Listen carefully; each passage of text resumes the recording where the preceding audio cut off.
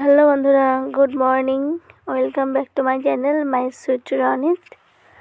তো আশা রাখছি আমার ইউটিউব পরিবারের সকল বন্ধুরা সবাই খুব খুব ভালো আছো, আর আমিও খুব ভালো আছি। তো দেখো, আমি সকাল সকাল বেরো করতে চলে এসেছি। আমি অবশ্য দুদিন আগে বেরো করতে এসেছি। তো সেই যেহেতু বেরো করতে এসেছি, সেহেতু তোমার সঙ্গে সেরকম কোনো ভিডিও দিতে পারছি না, কারণ এখানে তো সেরকম কাজ নেই। যদি কাজ না করি তাহলে ডেলিগুলো কী করে শেয়ার করবো। তো সেখানে শেয়ার করতে পারছি না। তো 2-3 দিন হয়ে গেল ব্লগ দিতে পারিনি। তো আজকে তোমাদের জন্য ছোট্ট মিষ্টি ব্লগ নিয়ে চলে এসেছি। তো দেখো, আজকে সকাল থেকেই এখানেই নতুন সকালে একটা শুভেচ্ছা জানিয়ে তোমাদেরকে ব্লগটা শুরু করছি বন্ধুরা, ঠিক আছে। সকালে ঘুম থেকে উঠে বিছানা তুলে সব ঘর দুটা গোছ গাছ করে ঝাড় দিয়ে দিয়েছি। আর দিদি এসে ঘরটা মুছে নিল, মুছে ঠাকুরের বাসনগুলো মাজছে। আর জামাইবাবু একটু ভাত বসিয়ে দিয়েছে। তার ফাঁকে কিন্তু আমরা চা করে সকালে চাটাও খেয়ে নিয়েছি, ব্রাশ করে মুখ দিয়ে ফ্রেশ হয়ে চাটাও খেয়ে নিয়েছি। এদিকে বাসনটা মাজা হচ্ছে, আর এদিকে ভাতও হচ্ছে। আর আমার বাবাটা দুষ্ট করে ঘুরে ঘুরে বেড়াচ্ছে, খেলা করছে। তো যাই হোক, এদিকে রান্না হচ্ছে যেহেতু, তারপরেই দেখি সকাল সকাল চলে এসেছে বাড়িতে। একদম বাজারে লরি উল্টে গেছে, নানান রকম বাজার নিয়ে এসছে এখানে। তো চলো দেখি কী কী আছে।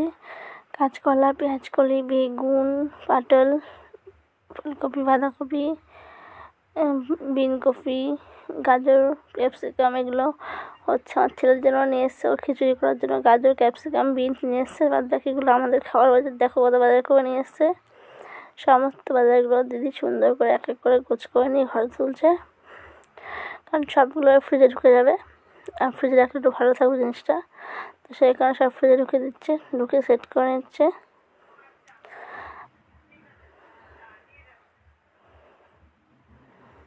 তারপরে আমরা সবাই গেলাম রান্নাঘরে। দিদি খেতে ডাকলো, দিদি খেতে দিয়ে দিয়েছিল আমাদেরকে। আর এদিকে দেখো সোনামাটা কী করছে, পিসির সঙ্গে খুব ফিল্ড হয়ে গেছে, খুব গল্প গুজব করছে। আর তারপরে আমি গেলাম খেতে। তো সেখানে গিয়ে দেখে, যেহেতু ছেলে আর আমি এসেছি, বরমশাই এসেছিলো, আমাদেরকে থুয়ে চলে গেছে। পরের দিন সকালে বললো এত ঠান্ডায় তোমার যেতে হবে না, তুমি দুদিন থাকো। 3 ঘন্টা 3.5 ঘন্টা রাস্তা আমরা বাইকে করে এসেছি। তার কারণে ছেলে প্রচণ্ড শরীর খারাপ হচ্ছিলো, বমি হচ্ছিলো। সেই কারণে বরমশাই আমাকে নিজে রেখে গেছে, বলতে তুমি দেখো কদিন পরে এসো। তাই আমি থাকছি। সেই কারণেই বলছে দেখো দাঁতগুলো কি পরিষ্কার। তো যাই হোক, তারপরে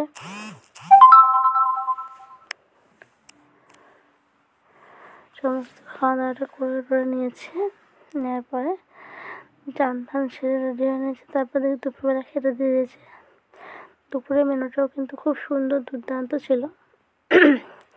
দুপুরের মেনুতে ছিল লেবু, লবণ, শসা, পেঁয়াজ, আর ছিল মাছের মাথা দিয়ে মুগের ডাল, মাটন কষা, আর একটা কি ভাজা না তরকারি ছিল, তো খেয়াল নেই। তারপরে সেনা বাবার জন্য খিচুড়ি করেছে, খিচুড়ি ঠান্ডা করলাম, ঠান্ডা করে সেটা খাইয়ে দিলাম।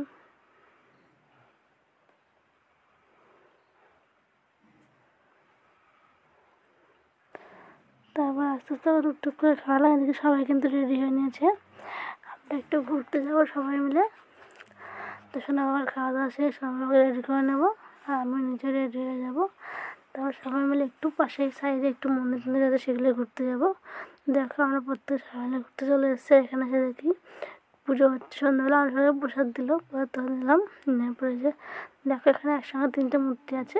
একটা হচ্ছে বড় ঠাকুরের মূর্তি গৃহরাজ, একটা হচ্ছে শিব ঠাকুরের, আর একটা হচ্ছে চিন্তা।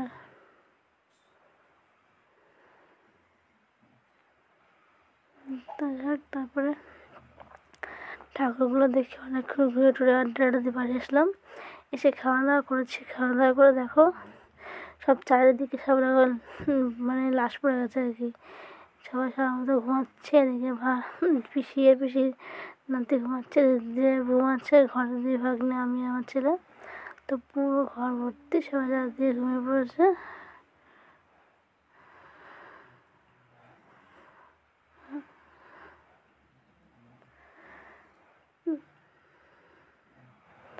ঠিক আছে বন্ধুরা, রাখছি টাটা।